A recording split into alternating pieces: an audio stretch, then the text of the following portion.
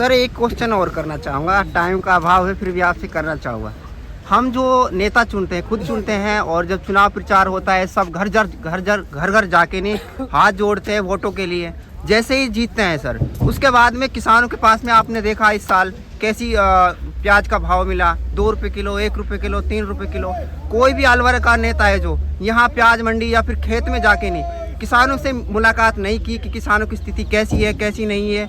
तो इस वजह से हम आपसे बार बार कहते हैं कि आप भी राजनीतिक में कदम रखें। वोट कौन देगा? वोट तो हम ही लोग देंगे। मुझे राजनीतिक में जाने की आवश्यकता नहीं है। मैं तो आप लोगों से, वोट कौन देगा? वोट हम लोग देते हैं। जब जिसको हमने वोट दिया है उसका हाथ पकड़े कि मेरी लाइट का बिल आ रहा है, बता तूने कहा था लाइट नहीं आनी चाहिए, नहीं जाए पैसा नहीं लूंगा।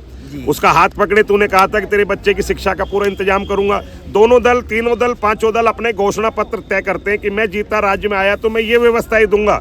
हमें राजनीतिक की ओर जाने की जरूरत नहीं है। जिन लोगों को हमने राजनीतिक में भेजा है, जिनको हमने हमारा प्रतिनिधित्व करने के लिए भेजा है, जब वो गांव में आए, जब माड़ा लेके खड़े होने के साथ साथ अपना एजेंडा भी साथ लेके रखें कि आपके द्वारा की गई घोषणा में आपने कहा था कि लाइट की 150 यूनिट फ्री मिलेगी, आपके बच्चों को शिक्षा फ्री मिलेगी, आपके बच्चों को रोजगार मिलेगा, हम 2 लाख नौकरी देंगे कि एमएलए साहब हमारी नौकरी खाएं, सांसद महोदय हमारे बच्चे के कपड़े कहाँ हैं। ये जब तक कहना नहीं चालू करोगे तब तक हमारी स्थिति यही रहेगी। कल मैं भी राजनीतिक में जा सकता हूँ, हो सकता है मेरा ये सब करना भी राजनीति का कोई उद्देश्य हो, लेकिन जाड़ों में ही रिजाई ओढ़ी जाती है, गर्मियों में एसी चलाई जाती है। जब मैं उन लोगों के बीच में चला जाऊंगा तो कुछ दिन बाद मेरी भी इच्छा इस तरह की हो जाएंगी, शायद मैं भी आप लोगों को भूल सकता हूँ, कोई बड़ी बात नहीं है। लेकिन हमें खुद को तैयार रहना पड़ेगा। आने वाले समय में हमें हमारी बात उस व्यक्ति के सामने रखनी पड़ेगी जिस व्यक्ति को हमने हमारी जिम्मेवारी देकर उस सदन में भेजा है, जिस सदन से मेरा भाग्य तय होता है, मेरा किसान का भाग्य तय होता है। मैं किसी पार्टी की बात नहीं कर रहा हूँ, किसी दल की बात भी नहीं कर रहा हूँ, मैं बात कर रहा हूँ उस चीज की कि जिस व्यक्ति को हमने हमारा नेतृत्व करने के लिए भेजा है,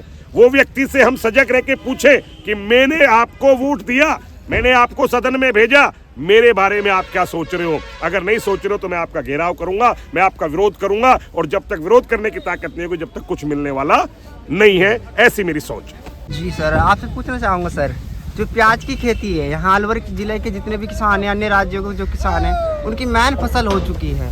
आपने काफ़ी आवाज़ उठाई एमएसपी को लेकर, इसके लिए कोई सर योजना कोई या फिर जनता को इकट्ठा करने का आपको कोई उद्देश्य? अखिल भारतीय प्याज कांदा किसान व्यापार महासंघ का गठन हो रहा है, जिसमें पूरे हिंदुस्तान के सेलेक्टेड व्यापारी और कुछ अग्रणी श्रेणी के किसान जो जिज्ञासापूर्ण किसान हैं उन लोगों को भी लिया जा रहा है। 16 अप्रैल के बाद एक पूरे हिंदुस्तान में जन जागरण अभियान चलाया जाएगा और 27 मई को राजस्थान में पहला एक सरकार को ज्ञापन दिया जाएगा, क्योंकि फसल और सब्जी दोनों अंतर है। सब्जी वो चीज़ें होती है जो कम मात्रा में बोई जाती है, फसल वो चीज़ है जो अधिक मात्रा में बोई जाती है। हिंदुस्तान के अंदर फसल का MSP मिनिमम सपोर्ट प्राइस तय होता है, और वो मिनिमम सपोर्ट प्राइस प्याज का तय नहीं हो पा रहा है क्योंकि प्याज अभी सब्जी में है। हम ये चाहते हैं कि प्याज को सब्जी से निकाल कर फसल में ले लाना के लिए सरकार से बात करते हैं। अब वो कौन करेगा? वो राज्य सरकार करेंगी, वो संसद में बैठने वाले लोकसभा सदस्य करेंगे, जो हमारे प्रतिनिधिमंडल है वो करेंगे, जो हमारे अधिकारी वो करेंगे। वो कब करेंगे? जब हम अपनी मांग रखेंगे। अभी तक तो जिन लोगों का हमारा फैसला करने का अधिकार है वो एसी में बैठते हैं, जिनको प्याज लगाने का पता नहीं है, प्याज का भाव का पता नहीं है, प्याज की पैदावार का पता नहीं है। आज स्थिति है कि हमारे यहाँ पर गेहूं महंगा है, आलू सस्ता है, गेहूं महंगा है, प्याज सस्ती है। अब एक बात बताइए, वर्तमान में जो किसान सब्जी बो रहा है, जिसका बेटा जो है वो कॉलेज में पढ़ना चाहता है, उसका बेटा जो है वो नया आयाम स्थापित करना चाहता है, उसके लिए उसको एजुकेशन में पैसे की जरूरत है, क्योंकि हिंदुस्तान में पैसा जो है उससे ही सब काम हो रहे हैं। शिक्षा भी पैसे के आधार पर हो गई है। जब मेरे किसान के पास पैसा ही नहीं होगा तो उसका बेटा पढ़ेगा कैसे? उसका बेटा पढ़ेगा नहीं तो नई तकनीक में जाएगा कैसे? इसलिए हम ये चाहते हैं कि कुछ चीज, अकेली प्याज ही नहीं, जिसमें आलू भी होना चाहिए, जिसमें टमाटर भी होना चाहिए, जिसमें लहसुन भी होना चाहिए, ऐसी कुछ सब्जियां हैं जिन सब्जियों को फसल में ट्रांसफर करनी चाहिए।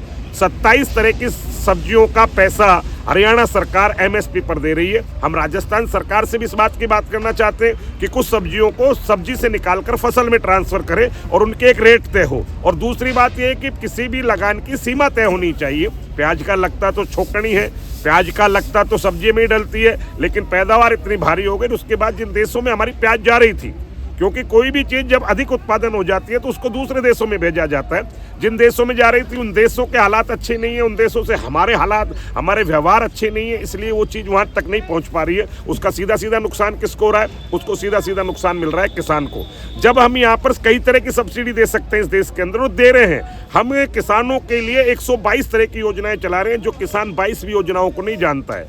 हम इस देश के अंदर इस तरह के प्रोग्राम चला रहे हैं जिनके पैसे का उपयोग कौन कर रहा है वो हमें पता नहीं है। हम ये चाहते हैं कि हमारा किसान का पैसा सीधा किसान के खाते में ट्रांसफर हो, उसकी सब्सिडी उसके खाते में हमें कोई लोन माफ की जरूरत नहीं है। हमें केवल लाइट फ्री मिल जाए, हमें उचित गुणवत्ता का हमें खाद बीज मिल जाए और उससे पैदावार होने वाली जगह की हमें एक बड़ा मार्केट डेवलप मिल जाए। किसान किसी के सामने हाथ नहीं फैला रहा है। किसान ये कह रहा है कि इस देश के अंदर मैं जीना चाहता हूँ, मेरी उपज का सही मुझे मंडी मिले, मुझे सही खाद बीज मिले और मुझे सही खाद बीज के साथ साथ मुझे केवल और केवल लाइट फ्री मिल जाए। किसान केवल एक ही चोरी कर सकता है, लाइट की, इसके अलावा कोई चोरी नहीं कर सकता है। किसानों के साथ जो दुराचार हो रहा है, जब ये बड़ी बड़ी इंडस्ट्रीज को सब्सिडी दी जा सकती है, लोन में सब्सिडी दी जा सकती है, इनकम टैक्स में सब्सिडी दी जा सकती है, कृषि उपज मंडी शुल्क में सब्सिडी दी जा सकती है, तो किसान को लाइट फ्री कर दी जाती है तो उसके बाद किसी चीज़ की आवश्यकता ही नहीं है। आपको ना तो विजिलेंस बनानी पड़ेगी, ना आपका एक्स्ट्रा पैसा खर्च होगा। इसलिए यह आवश्यक है कि किसान पर ध्यान अगर नहीं दिया जाएगा